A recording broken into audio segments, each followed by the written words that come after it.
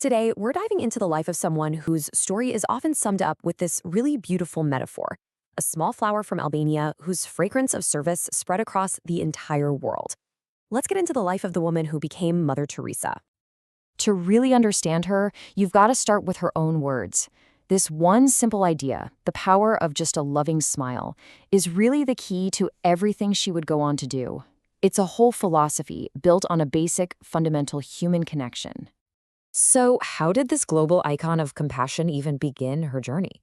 To get the woman she became, we have to go back to her childhood, back to a young girl named Gonsha. And her birth name, Gansha, is just so perfect. It's the Albanian word for flower bud. It was a name her mother gave her, and it kind of feels like it perfectly foreshadowed the life she was about to lead, right? Her core values were really shaped right there at home. Her family was famous for their generosity, and her mother, Drana File, taught her something that stuck with her forever: that helping the suffering was the same as helping Christ himself. You can see how that simple lesson would instill this profound belief that absolutely everyone, no matter how poor, has immense value. So picture this. At just 18 years old, Ganshaw feels this undeniable pull to become a missionary in India. Now, this was a huge decision. It meant saying goodbye to her family, knowing she would probably never see them again. And her mother, though I'm sure she was heartbroken, gave her this powerful blessing, telling her, "Go, but live only for God and for Christ." Her journey kicks off in September 1928. Just a few months later, she lands in Calcutta and is hit with a level of poverty she had never even imagined. And by May of 1929, she's all in. She officially becomes a nun and takes on the name the world would soon come to know: Sister Teresa. So for nearly 20 years, she worked as a teacher in Calcutta. But in 1946, something happened. A single event that would completely redefine her life's purpose. This was what she called her call within a call. You have to picture the scene. It's 1946. Calcutta is a city in total turmoil, just ravaged by famine and violent conflict. And right in the middle of all this chaos, Sister Teresa is on a train, headed for a retreat in Darjeeling. The suffering of the city was weighing on her so heavily. And on that train ride, she had this profound spiritual moment. So the big question is, what exactly was the message she received? What was this call within a call?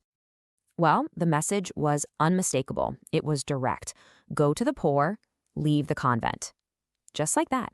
It was a command to leave the safety of her teaching job and go live among and serve the most forgotten people in the city's slums.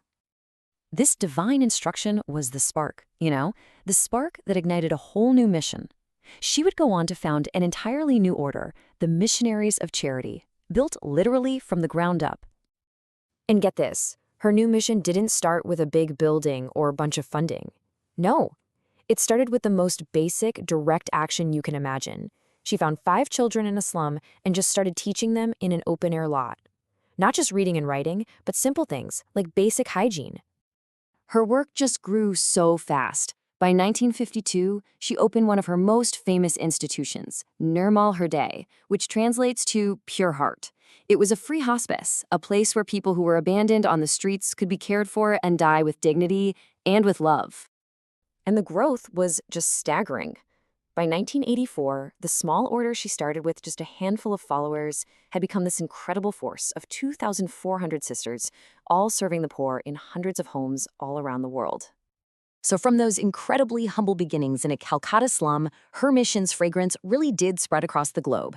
It earned her international recognition and, of course, a lasting legacy. Her global impact just kept growing.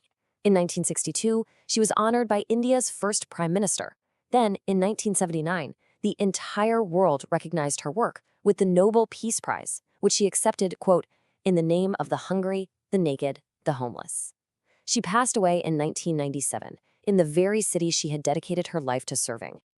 You see, her work went so much deeper than just physical illness. She believed the most painful human condition wasn't a disease of the body, but a disease of the soul.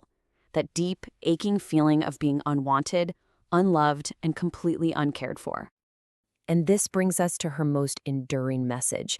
It's the idea that changing the world doesn't mean we all have to do these huge, epic things. It means we have to do the small things in a great way, with great love. It's really a challenge to all of us. And it leaves one final question.